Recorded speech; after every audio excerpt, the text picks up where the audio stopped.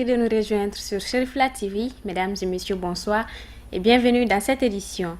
Dans le cadre du mois de la solidarité et de la lutte contre l'exclusion, les femmes du comité de soutènement Malitaine ont une fois de plus respecté la tradition en volant au secours des femmes fistuleuses du Point G. C'était ce mardi 25 octobre 2016 dans l'enceinte du centre hospitalier universitaire du Point G.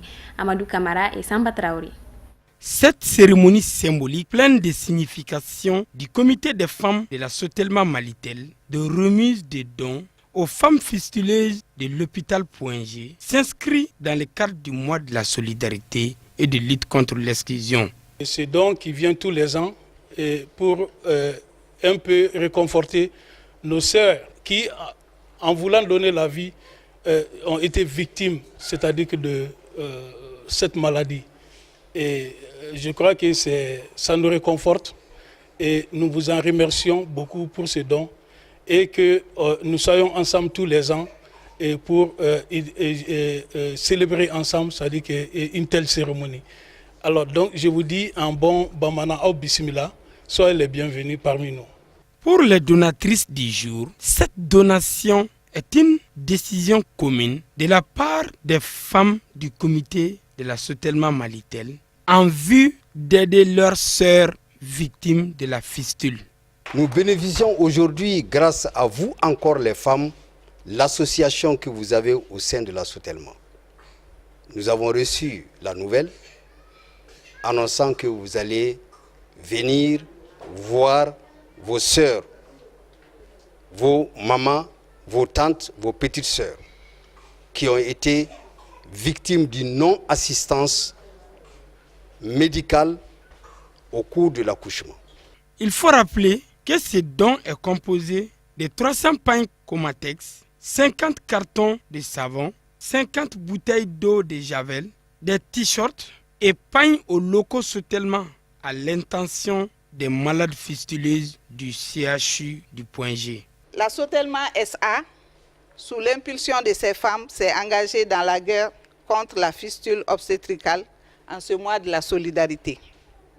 Donc la cérémonie qui nous réunit ce soir est la preuve que Monsieur le directeur général de la soutèlement SA se préoccupe des Maliens en s'occupant de la femme et de la jeune fille.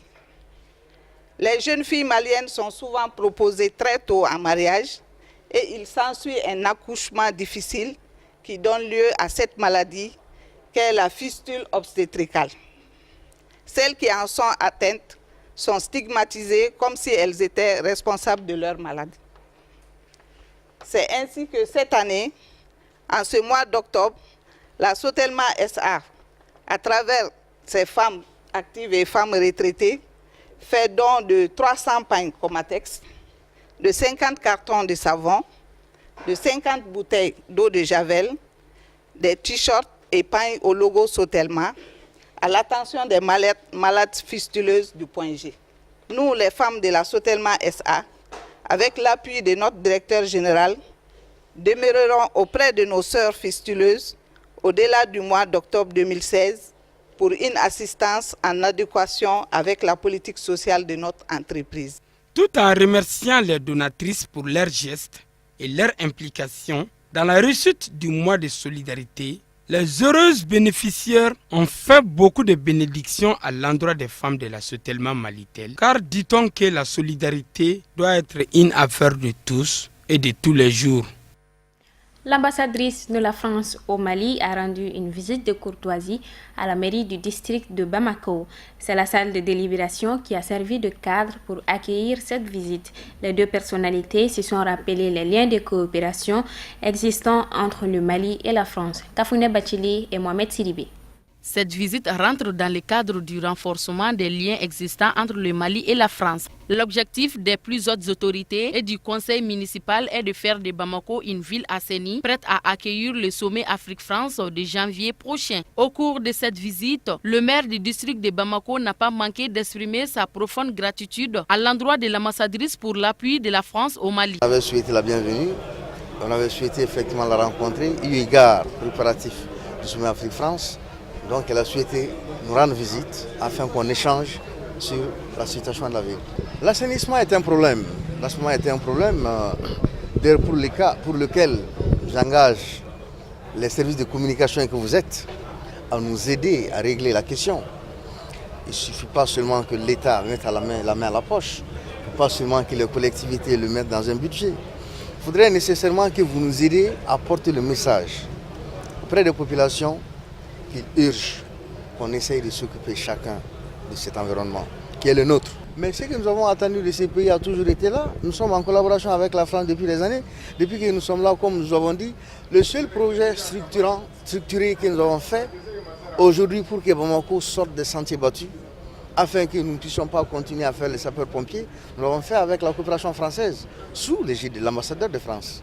Aujourd'hui, le projet Bamako Horizon 2030 concerne le développement de Bamako au moins sur 30 ans. Et à ce niveau, nous pensons effectivement que la France et les services de l'ambassade de France ont fait ce qu'ils ont pu. Mais aujourd'hui, l'opérationnalisation est au niveau de la collectivité qui doit revoir les bailleurs de fonds. Le premier partenaire en la matière, c'est l'État. Evelyne Decor, dans ses propos, évoquera les difficultés auxquelles la mairie du district de Bamako aura à faire face dans l'organisation du sommet. Nous avons évoqué l'organisation du sommet Afrique-France.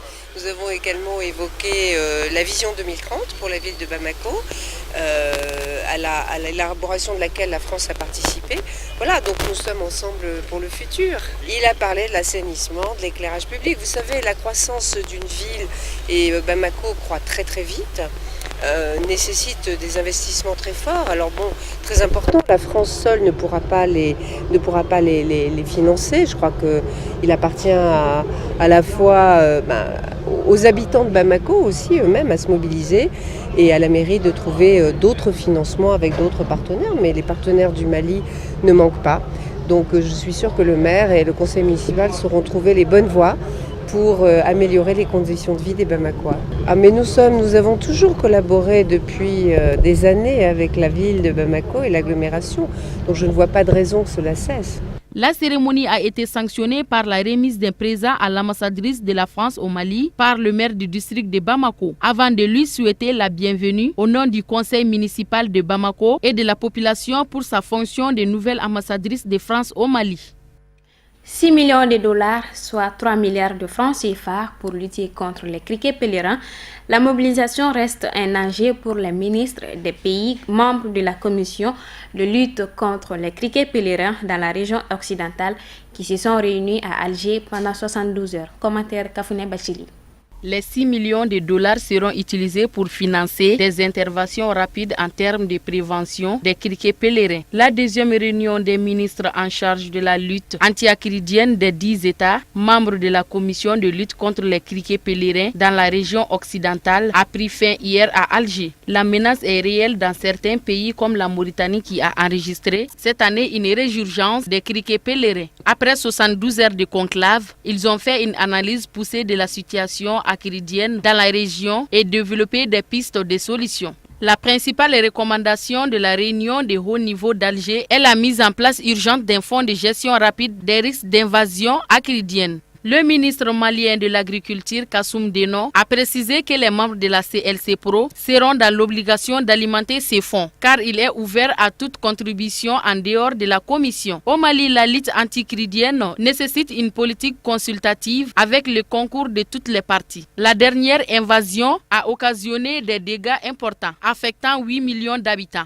Des récoltes ont été détruites à 100% et 13 millions d'hectares ont été traités aux pesticides. Tout cela affecte le développement de notre secteur agricole. Le ministre Kassoum Deno a assuré par ailleurs que la situation acridienne est calme dans notre pays. Des équipes de surveillance et d'intervention nationale ont détecté de faibles présences habituelles composées de sauterelles et d'autres prédateurs des plantes. Au niveau notamment des périmètres agricoles des zones du Sahel occidental, des traitements sont d'ores et déjà effectués dans ces régions. Amadou Kamara nous fait le point de l'actualité africaine, c'est en bref et en images.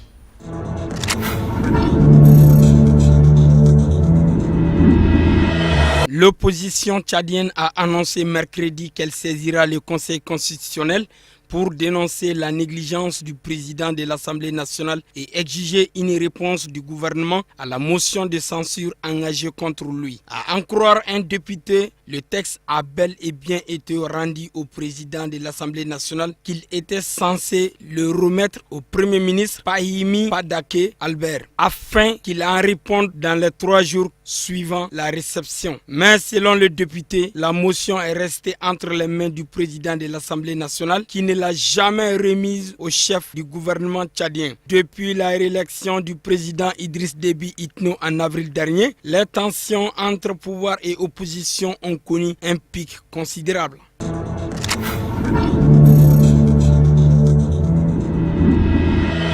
Aujourd'hui, le changement climatique amplifie les phénomènes extrêmes. Trouver une solution pour minimiser l'impact sur les zones côtières est devenu une priorité. C'est pourquoi le Maroc, qui accueille la COP22, met en place 3 initiatives complémentaires, parmi lesquelles la ceinture bleue consacrée aux enjeux liés à la pêche, pour mieux connaître les phénomènes climatiques de l'océan Atlantique et de la Méditerranée. L'Institut national de recherche halieutique a installé une bouée équipée de capteurs afin de recueillir des données. Les mers et les océans recouvrent les 2 tiers de la planète, un environnement fragile mais qui n'a pas encore dévoilé toutes ses possibilités.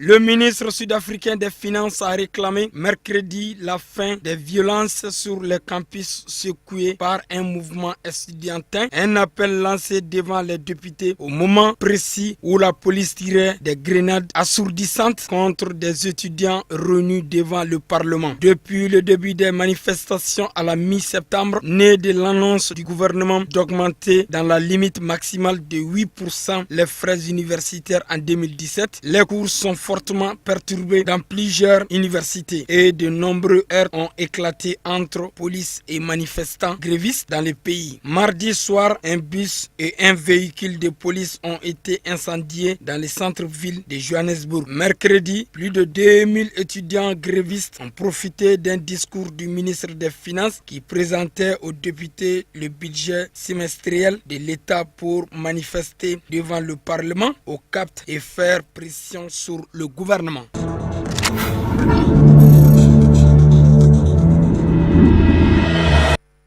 Avis de disparition avant de boucler cette édition. Kefa Balo dit Boubacar Nouveau, mécanicien à Bankoni Djankinebougou, informe l'opinion publique que sa fille du nom de Setou Diabaté a disparu depuis début juillet 2016. Setou Diabaté, dite Tanti, est âgée de 14 ans et habite à Bankoni Djankinebougou. Fille de Madou Diabaté et de Aminata Doumbia, dite Ba. Toute personne qui aurait retrouvé Setou Diabaté, dit Tanti, est priée d'appeler Kefa Balo, dit Boubacar Nouveau, au 76 47 70 53 ou au 66 04 69 75, 76 47 70 53 ou au 66 04 69 75. Voilà, c'est donc tout pour cette édition. Merci de l'avoir suivi. Excellente suite de programme. À très bientôt.